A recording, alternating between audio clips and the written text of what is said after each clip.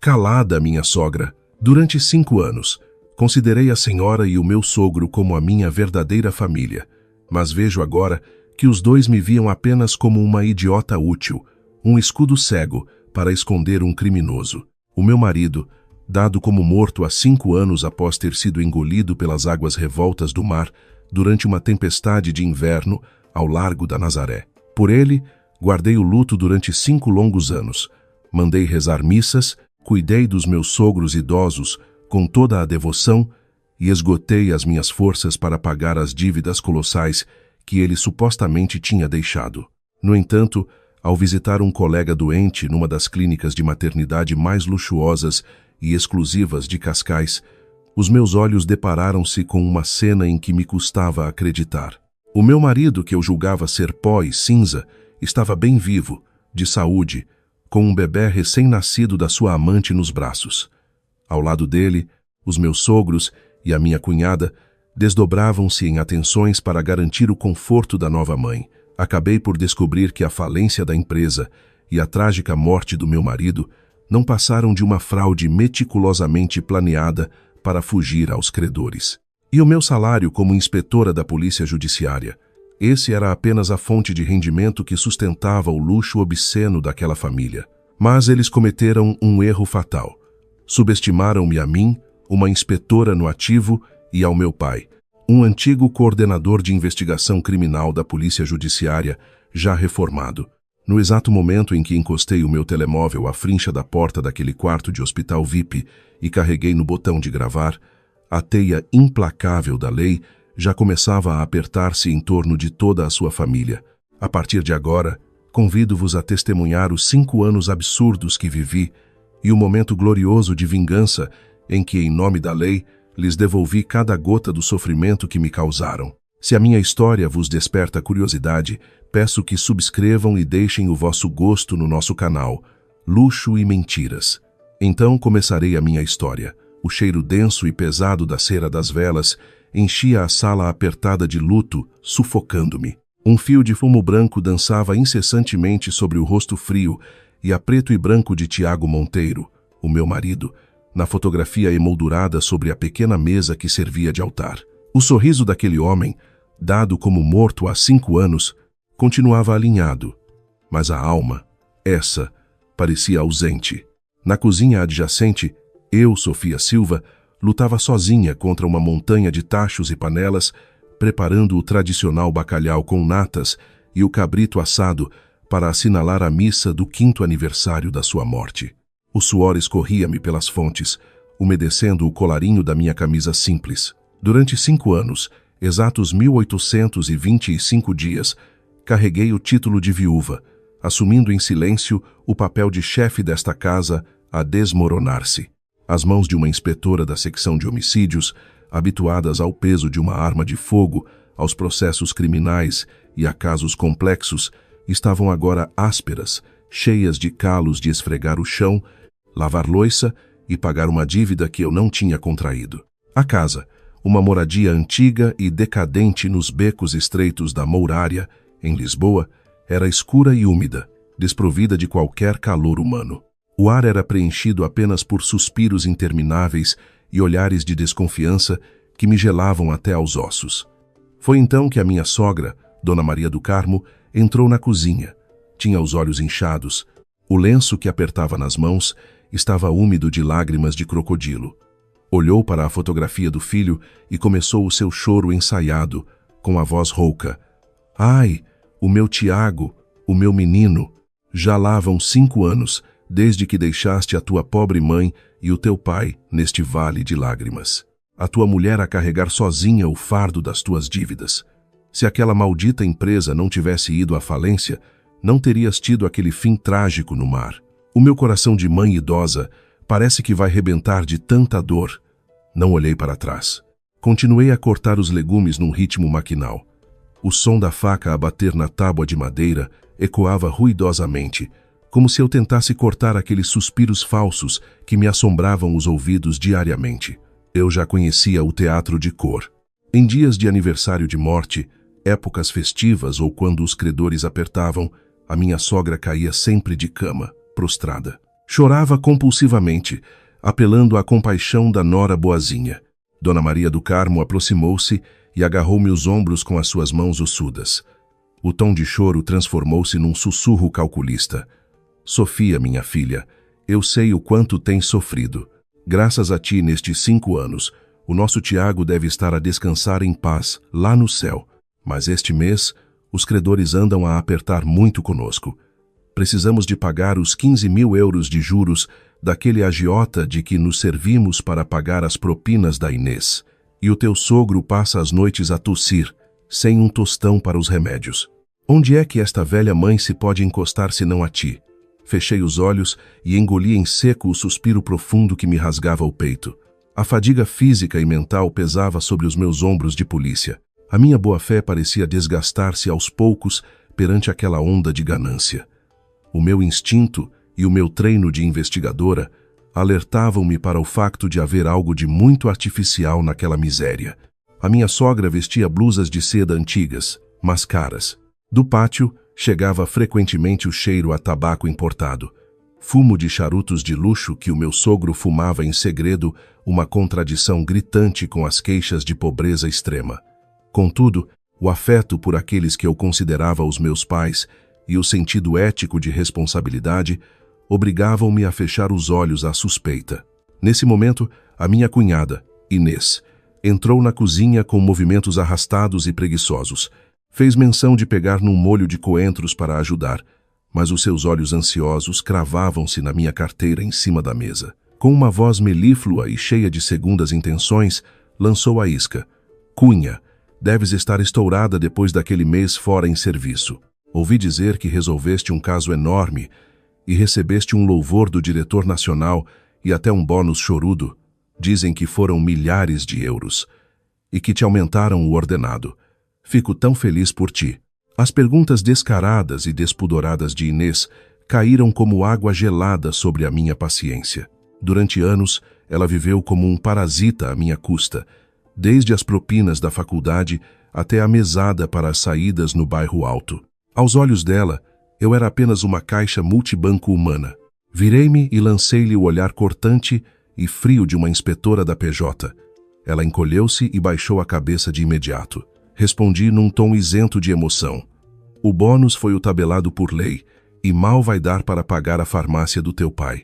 Não é a fortuna que as pessoas andam a inventar, e tu devias preocupar-te em acabar o teu curso e arranjar trabalho em vez de andares a espiar a carteira dos outros. Com as minhas palavras firmes, o ar da cozinha gelou num instante. O sorriso amarelo no rosto da minha sogra desapareceu, substituído por uma careta de tensão. Ela correu a defender a filha. Ai, Sofia, a Inês só perguntou por que se preocupa contigo. Que outra intenção teria a rapariga? Para que essa agressividade? Finalmente, a mesa do jantar em memória do defunto estava posta.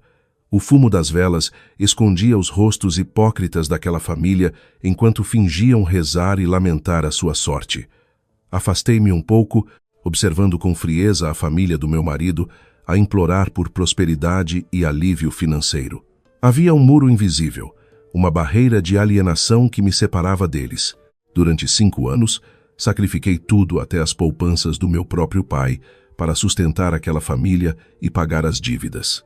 O que recebia em troca era um labirinto de manipulação psicológica e um teatro de pobreza meticulosamente ensaiado dia após dia. O meu brio como mulher e a minha honra como oficial da polícia judiciária nunca me permitiram quebrar ou desistir. Tinha jurado a mim mesma ser forte, manter a cabeça erguida perante a memória do meu marido e a minha própria consciência. Contudo, a minha razão começava a detetar fissuras enormes no fluxo financeiro opaco e nos gastos suspeitos daquela casa. As lamúrias da minha sogra misturavam-se com o som dos terços, criando um ruído opressivo e bizarro. Fiquei a olhar para as chamas das velas, sentindo que a minha última gota de confiança se transformava em fumo, prestes a desaparecer. Quando a cerimônia terminou, as intensas exigências da esquadra empurraram-me de volta para a minha rotina caótica. Mas a sombra úmida da casa dos meus sogros perseguia-me implacavelmente. Todas as manhãs, antes de vestir o meu traje formal e sair de casa, Eu confrontava-me com a lista de faturas: a luz, a água, a alimentação de todos e os juros daquele agiota que a Inês referira. Essa paciência forçada desgastava-me, roubando-me a energia dos meus 30 anos gota a gota. Como uma veterana da secção de homicídios, eu estava habituada a enfrentar os criminosos mais perigosos de Lisboa. Contudo, ao cruzar o limiar daquela casa, eu era forçada a transformar-me na nora submissa, carregando o peso dos pecados e das dívidas de Tiago. Esse duplo papel deixava-me exausta. Havia noites em que ficava sentada à secretária, sentindo o peito tão apertado que a dor se tornava física. Certa tarde, uma reunião no departamento de investigação foi cancelada subitamente e eu regressei a casa 2 horas mais cedo. Os meus passos silenciosos de polícia não fizeram ranger as velhas escadas de madeira da mourária. Ao passar pelo quarto de Inês, vi, pela porta entreaberta, algo que me paralisou. Ela estava em frente ao espelho, segurando com o maior dos cuidados uma mala de pele de crocodilo com um brilho inconfundível. O logótipo metálico reluzia à luz fluorescente.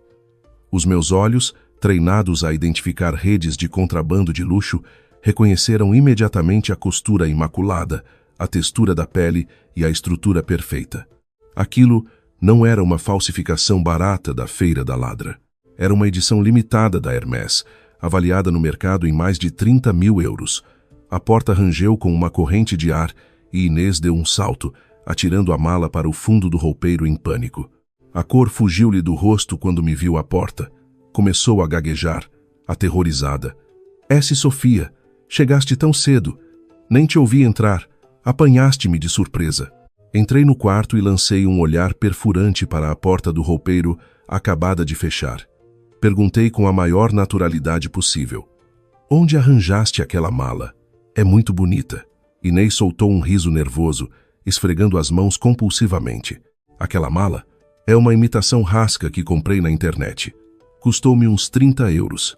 Vi no mercado e comprei só para me armar quando vou sair com as minhas amigas para o bairro Alto. De onde é que eu tirava dinheiro para uma mala daquelas de verdade? Fixei o olhar nos olhos esquivos da minha cunhada, registrando cada microtremor nos músculos do seu rosto. O meu instinto policial acendeu todas as luzes vermelhas. Como é que uma universitária que ainda me pedia uns euros para carregar o passe dos transportes possuía um dos artigos de luxo mais caros do mundo? Mesmo a falsificação mais bem feita custaria milhares de euros, o que já seria inexplicável. Calei-me, assenti lentamente com a cabeça e saí do quarto. Mas a semente da desconfiança tinha criado raízes profundas. As anomalias não ficaram por ali.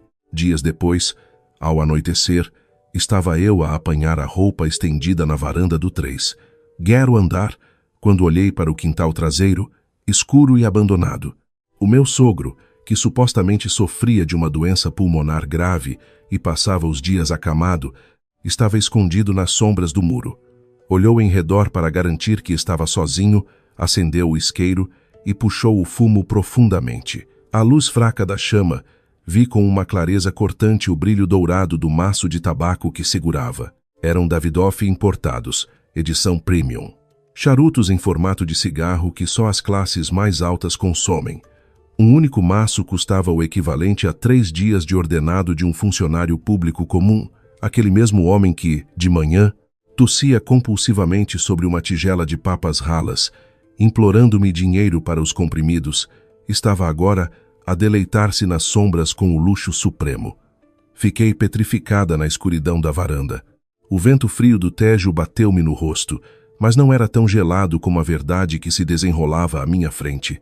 As mentiras da família do meu marido eram punhais a rasgar os 5 anos de confiança cega que eu tinha construído. Eu nunca fui forreta com o meu dinheiro para os alimentar. Nunca hesitei em gastar as minhas poupanças para limpar o nome de Tiago e manter a dignidade daquela família. Mas descobrir que eu não passava de uma parva, de um multibanco manipulado para alimentar o egoísmo, a ganância e a hipocrisia de um bando de atores, era algo que eu não iria tolerar. Tarde na noite, a casa mergulhou num silêncio sepulcral, interrompido apenas pelos estalidos da madeira velha. Continuei sentada à secretária, a luz do candeeiro a iluminar o meu rosto tenso e frio. A minha mente de investigadora forçou-me a rever tudo o que acontecera desde o início. A falência limpa da empresa de Tiago há 5 anos, o desaparecimento dos capitais que nunca foram encontrados, a atitude bizarramente apática da família quando o filho mais velho desapareceu no mar. Todas as peças do puzzle que faltavam encaixavam agora. Os contornos de uma fraude monumental ganhavam forma. Levantei-me, fui até a janela e olhei para a ruela deserta e escura. Exatamente à 1 da manhã, o barulho estridente do motor de uma mota quebrou o silêncio, parando a porta de nossa casa. Através da frincha das cortinas, vi Inês abrir o portão sorrateiramente. Um estafeta noturno entregou-lhe um pacote meticulosamente embrulhado em fita adesiva preta. À luz fraca do candeeiro da rua, o rosto de Inês irradiava extrema tensão. Olhou para todos os lados, assinou o recibo à pressa, agarrou no pacote como se fosse um tesouro e correu de volta para dentro, trancando a porta a 7 chaves. Apertei os punhos no parapeito da janela até os meus nós dos dedos ficarem brancos.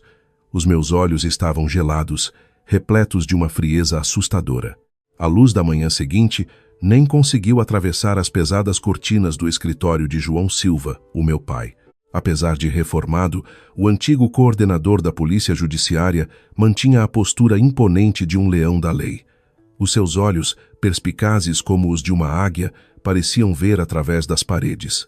Ao entrar no escritório dele, o cheiro a livros antigos, café expresso e vinho do Porto envolveu-me, oferecendo-me um refúgio da atmosfera tóxica da casa dos meus sogros. Sem pressa, o meu pai deslizou uma chávena de café quente na minha direção. Ao notar as pesadas olheiras sob os meus olhos, uma sombra de pesar atravessou-lhe o rosto. O sofrimento da sua única filha era uma ferida aberta no seu coração. Bateu os dedos de forma ritmada sobre um dossiê de capa azul escura de cabedal que estava sobre a secretária. A sua voz grave cortou o silêncio. Sofia, não te chamei aqui hoje apenas como pai. Estou aqui como um polícia a falar com outro polícia sobre um caso com indícios de criminalidade grave. Senti um arrepio. O instinto da secção de homicídios fez o meu coração bater mais depressa. Olhei para o dossiê com um mau pressentimento. O meu pai abriu a primeira página e virou na minha direção um emaranhado de extratos bancários e gráficos de fluxo de capitais. Os números pareciam dançar, zombando de mim. Olha para as contas bancárias em nome da Inês Monteiro, a tua cunhada, disse ele com clareza clínica.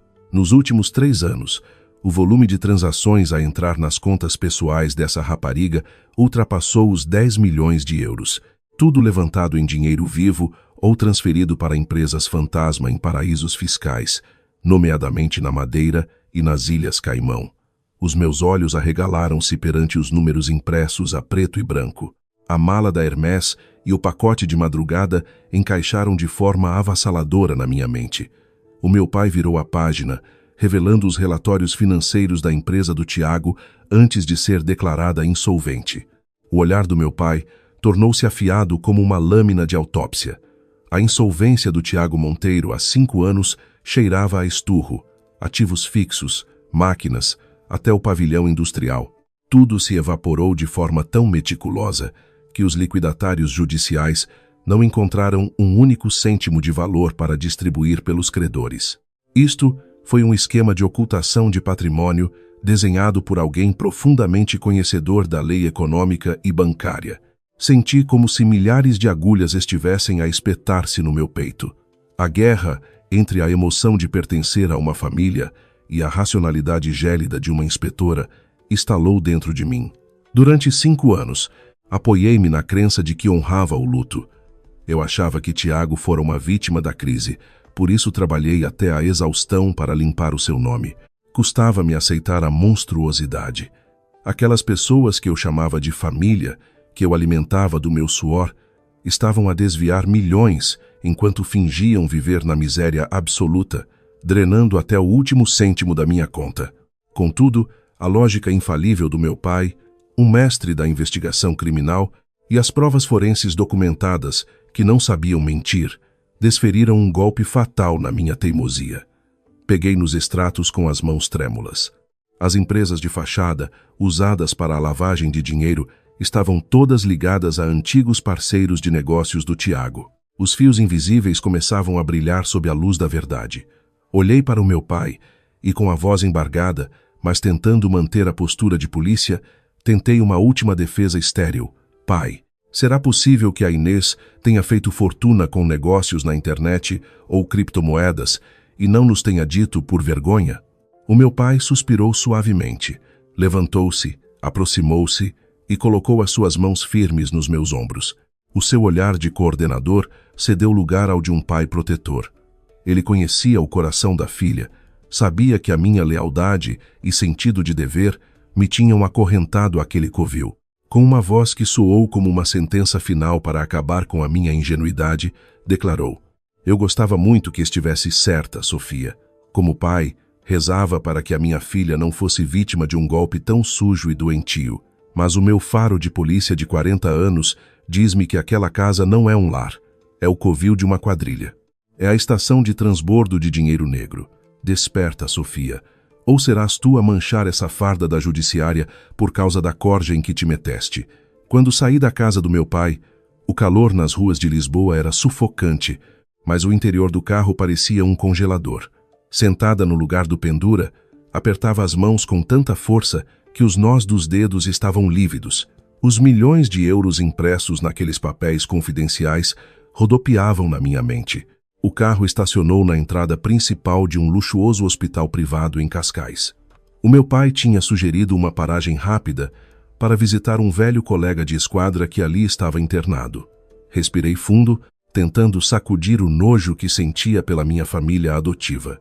Endireitei a camisa e segui o meu pai pelas portas de vidro automáticas, adentrando um átrio banhado em luz natural com um suave aroma a limão.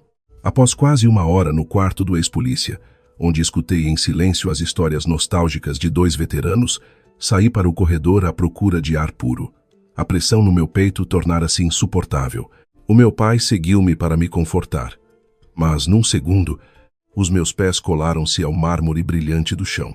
Fiquei paralisada no meio do corredor da secção VIP da maternidade, no 4 Grail andar. Ao virar da esquina, surgiu um grupo de rostos que eu conhecia demasiado bem. A preguiçosa da Inês, a minha cunhada, caminhava de forma eufórica, carregando presentes luxuosos, o tipo de produtos que celebridades usam. Logo atrás dela vinham os meus sogros, os mesmos dois velhinhos que, na véspera, gemiam agarrados às costas, sem dinheiro para comprar uma aspirina. Agora, nas suas mãos, carregavam dezenas de sacos de boutiques caríssimas francesas e inglesas com roupa de recém-nascido. O que mais me repugnou não foram os sacos, mas sim a expressão deles. A cara da minha sogra brilhava de uma alegria contagiante, com um sorriso de orelha a orelha. O meu sogro caminhava com a postura de um lorde, longe da fragilidade do falso doente pulmonar terminal. Escondi-me rapidamente atrás de uma planta ornamental enorme no corredor e semicerrei os olhos, fixando-os no trio festivo. A minha intuição confirmou-se, transformando-se num pavor gelado que me desceu pela espinha. Como é que uma família supostamente submersa em dívidas, que sobrevivia do meu salário, se encontrava na ala VIP da maternidade de um dos hospitais mais caros de Portugal? Quem é que eles tinham vindo visitar? Que criança tinha nascido para fazer com que aqueles mestres da vitimização abrissem os cordões à bolsa com tanto esbanjamento?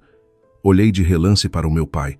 Vi a estupefação nos olhos dele, transformar-se rapidamente no olhar mortífero e gélido de um investigador de elite. Os anos de experiência do velho Raposa disseram-lhe logo que a caça estava à vista.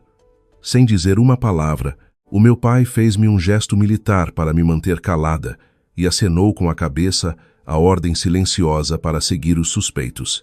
Entendi perfeitamente. Puxei do meu telemóvel, ativei o modo de vídeo em alta definição e mantive o dedo no botão de gravar.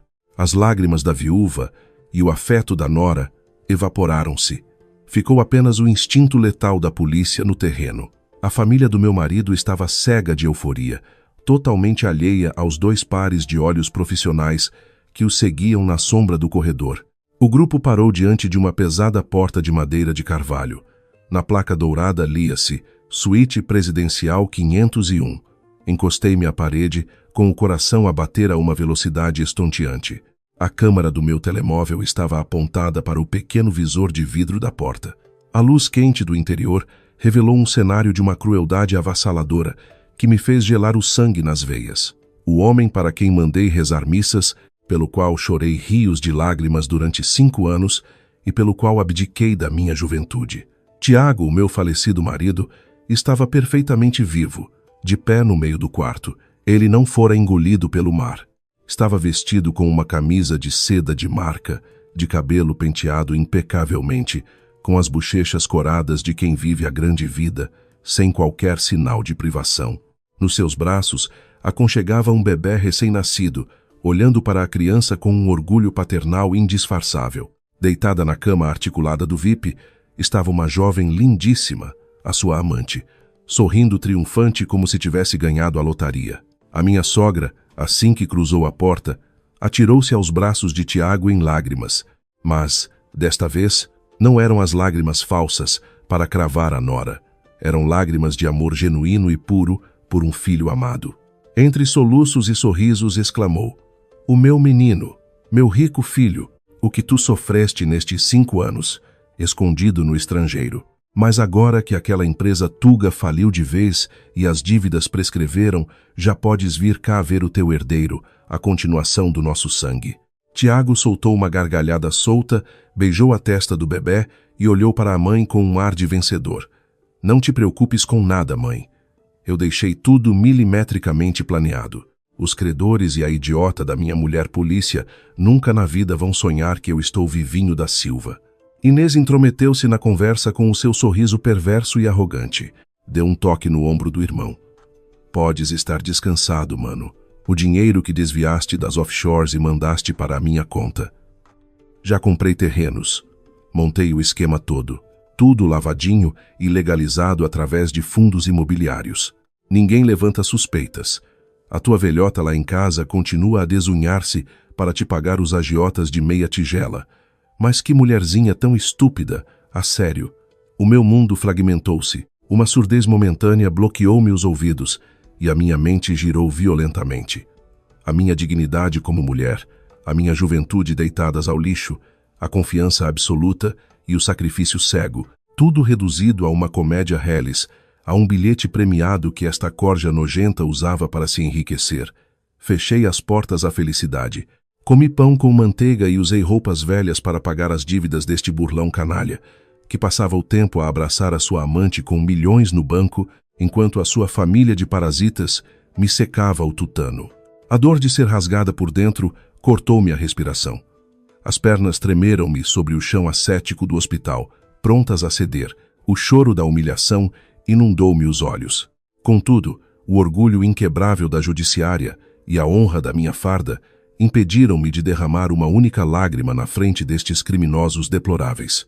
Cerrei os maxilares com tanta força que o sangue aflorou as minhas gengivas. A fúria tremia-me as mãos, enquanto a raiva incandescente queimava as minhas entranhas.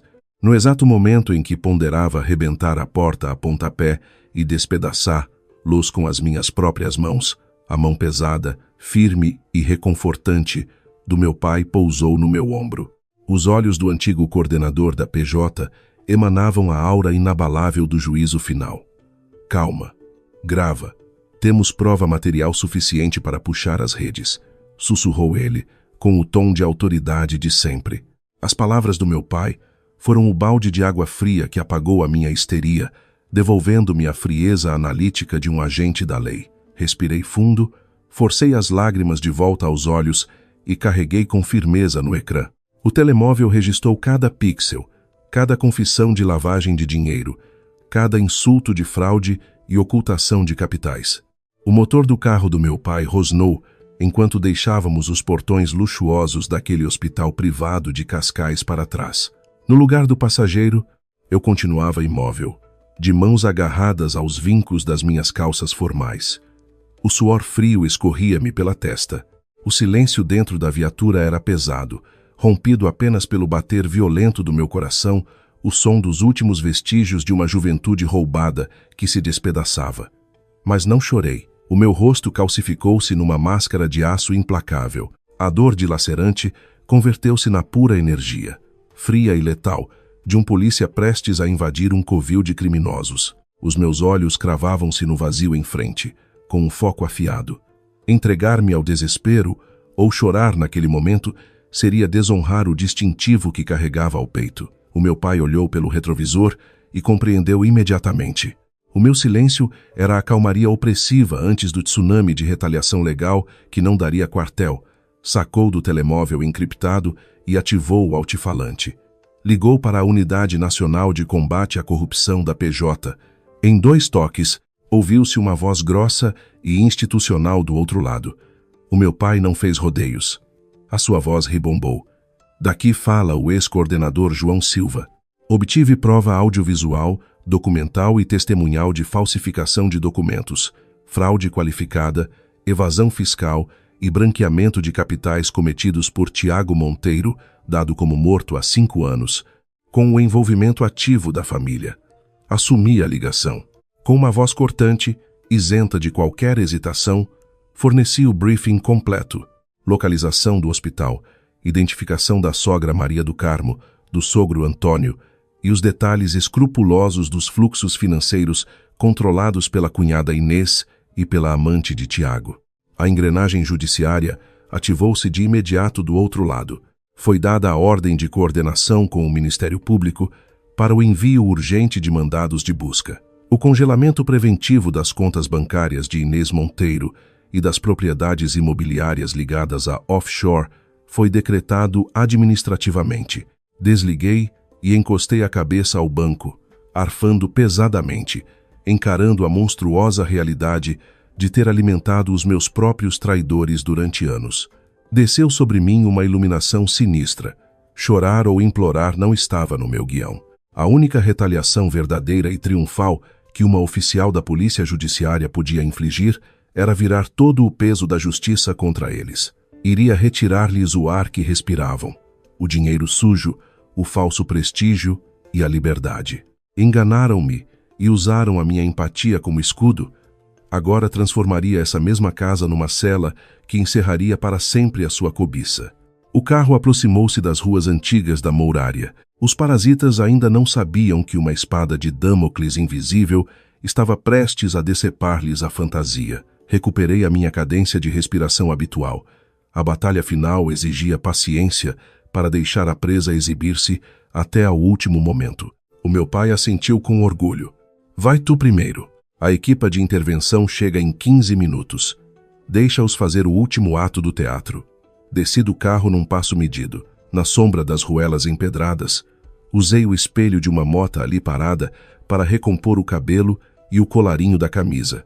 Não havia uma única gota de submissão naqueles olhos. Ali estava uma predadora, a autoridade do Estado pronta para abater a escória. A pesada porta de madeira cerrou-se atrás de mim, engolindo os sons da rua. A atmosfera lá dentro cheirava ao mofo e ao refogado pobre de sempre, o perfume encenado da bancarrota. No centro da cozinha mal iluminada, a mesa modesta apresentava uma cena impecável de pobreza franciscana. Um resto de sopa, pedaços de pão duro e uma posta de peixe frito esquecido. Tudo desenhado à medida para me receber ao final do dia. A sogra encontrava-se encolhida na cadeira, fingindo palidez, forçando uma tosse seca e ruidosa mal me viu entrar. A Inês, num canto, esfregava os olhos para os deixar vermelhos e limpava copos lascados para parecer a santa sofredora. Pendurei o casaco lentamente, puxei da cadeira com movimentos metódicos e sentei-me de frente para eles. A minha sogra arrancou logo com um monólogo, deitando mão ao seu lenço sujo e úmido. Sofia, minha filha, chegaste. Estás tão cansada do trabalho. Vem comer qualquer coisinha quente conosco. Esta família caiu na desgraça desde que o meu pobre filho nos deixou, mas graças à tua bondade, ainda cá estamos. Sem o teu ordenado, estes 2 velhos doentes já estariam mortos de fome e de desgosto. Inês mergulhou na falácia, pegando numa tigela e oferecendo-ma com lágrimas no canto do olho, agarrando o meu braço com carinho. É verdade, cunhada. Corta-me o coração ver como te sacrificas por nós. Olha, abriram as inscrições para um mestrado em finanças na nova SB. Eu queria tanto matricular-me para poder ir trabalhar para um banco grande e finalmente poder ajudar-te a pagar as dívidas do meu irmão. Mas as propinas ficam em mais de 40.000 euros. Será que podes fazer um esforço e adiantar esse valor? Mal eu comece a trabalhar, devolvo-te até o último cêntimo. A bile subiu-me à garganta. O olhar afiado da investigadora esquadrinhou os rostos daqueles impostores. A mala Hermès de 30.000 euros da Inês, os charutos Davidoff do sogro moribundo, as prendas exclusivas de maternidade, a contrastar escandalosamente com a côdea de pão velho sobre a mesa. Olhei para tudo com um sarcasmo interior impiedoso. Tive pena deles. Eles dançavam alucinados à beira de um abismo, julgando serem eles os caçadores. Fiquei a olhar fixamente para o prato estalado. Não toquei na comida. O meu silêncio, pesado e gélido, fez o ar da sala tornar-se subitamente denso. Maria do Carmo, notando que a tática do costume não resultava, mandou um olhar urgente a Inês.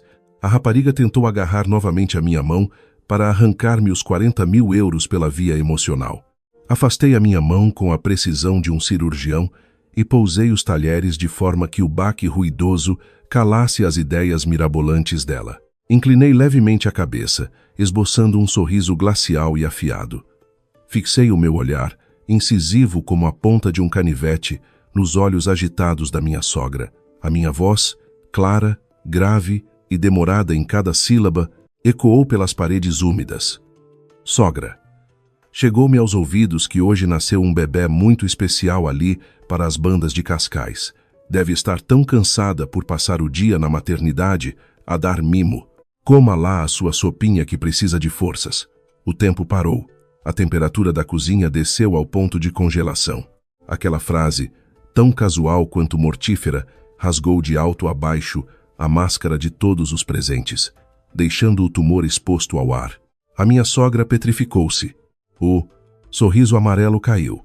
As bochechas flácidas começaram a tremer. Os talheres que ela segurava caíram com estrondo no linóleo da cozinha.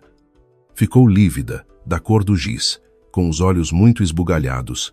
O meu sogro soltou um arquejo, encolhendo-se antes que o seu instinto animal de sobrevivência disparasse. Para tentar mascarar a pulsação frenética, esmurrou a mesa com toda a força, fazendo o prato da sopa saltar e sujar a toalha. Levantou-se, de veia no pescoço a latejar, e gritou rouco, tentando recorrer à autoridade patriarcal para me abafar. O que é que estás para aí a inventar, sua descarada? É isto que aprendes na esquadra, a falar de maneira impertinente com os mais velhos?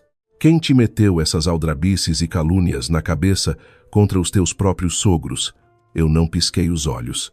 Deixei-me cair nas costas da cadeira e cruzei os braços, sem emitir um traço de intimidação. Olhei o sogro, patético na sua fúria fajuta, e virei a cara para Inês. A minha cunhada tinha perdido completamente a postura vitimizada. Estava com um tique no olho e o maxilar a bater descontrolado. As mãos dela por baixo da mesa tatearam freneticamente o ecrã do telemóvel para mandar um alerta vermelho ao irmão. Eu vi o movimento. Deixei atentar. Não havia aviso a ser dado. Desde há 1 hora, as operadoras de telecomunicações, em conjugação com a nossa secção cibernética, tinham todas as comunicações deles sob escuta militarizada. O poder do Estado era absoluto ali. A minha atitude de impassível superioridade agudizou o desespero. Maria do Carmo puxou desesperada do ar e balbuciou na sua última e lastimosa desculpa esfarrapada. Sofia, tu não vês as invenções dos outros. Sabes que nós nem temos onde cair mortos, atolados nas dívidas do meu filho. De onde é que teríamos dinheiro para ir a Cascais? Não digas loucuras dessas. Eu sorri abertamente desta vez.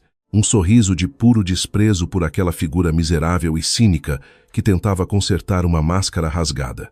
O silêncio prosseguiu como uma tortura medieval. O meu sogro, apanhado numa espiral incontrolável e assombrado por aquele sorriso letal, gritou como se espantasse o diabo da cozinha. Sai de minha casa, agora mesmo. Não precisamos de uma nora prepotente a ditar-nos regras debaixo do nosso teto. Vai-te embora já.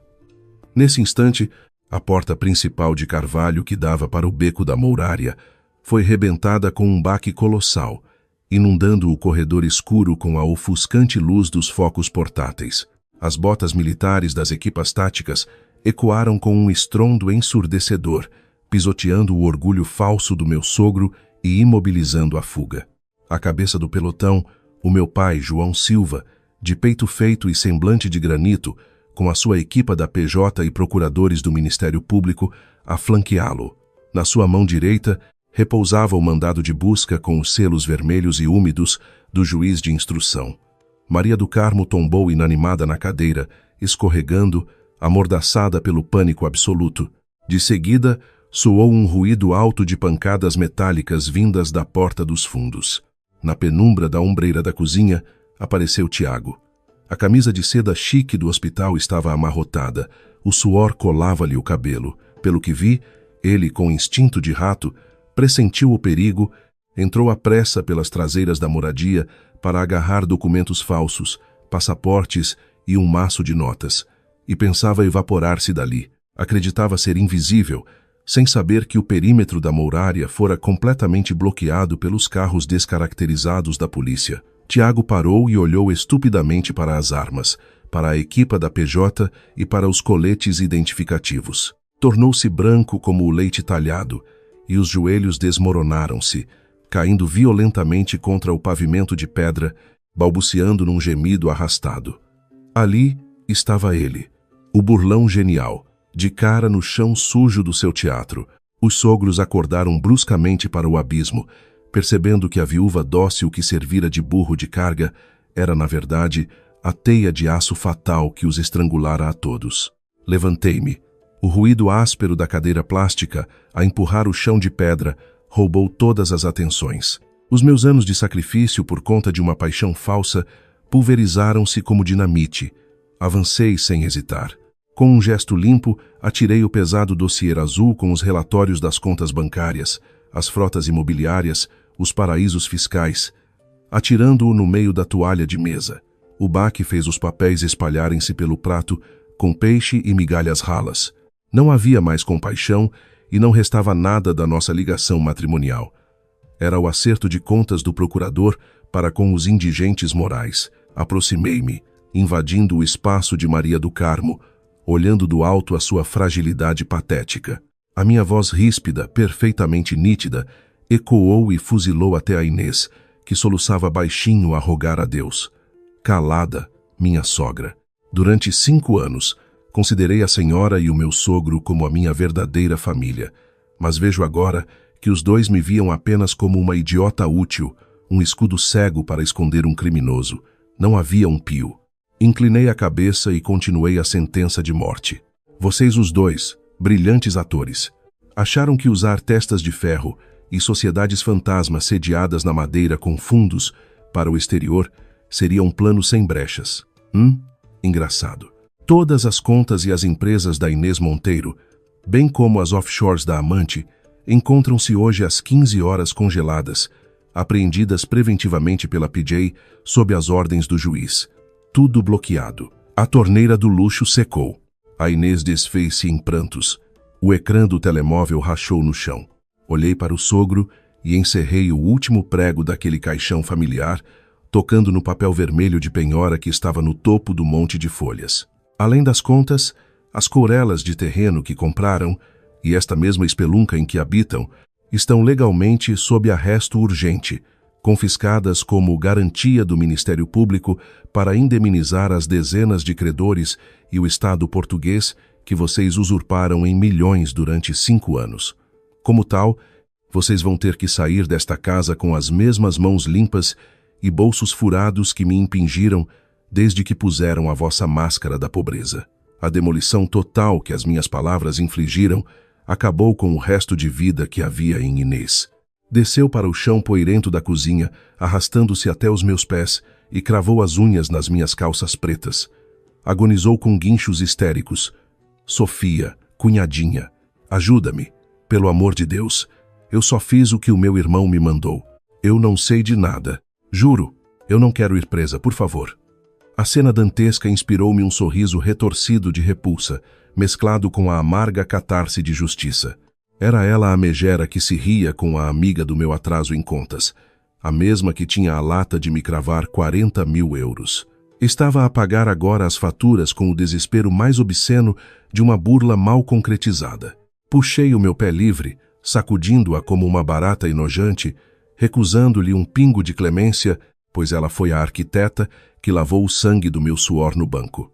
A sirene estridente das ambulâncias do INEM irrompeu nas ruas adjacentes da Mourária. A minha sogra sucumbira e teve de ser imobilizada na maca, levada na histeria. Em pouco tempo, polícias e investigadores iniciaram a pesada recolha de provas e inventário para a selagem, com a fita amarela e vermelha da PJ de tudo o que era objeto, desde quadros a mobiliário escondido.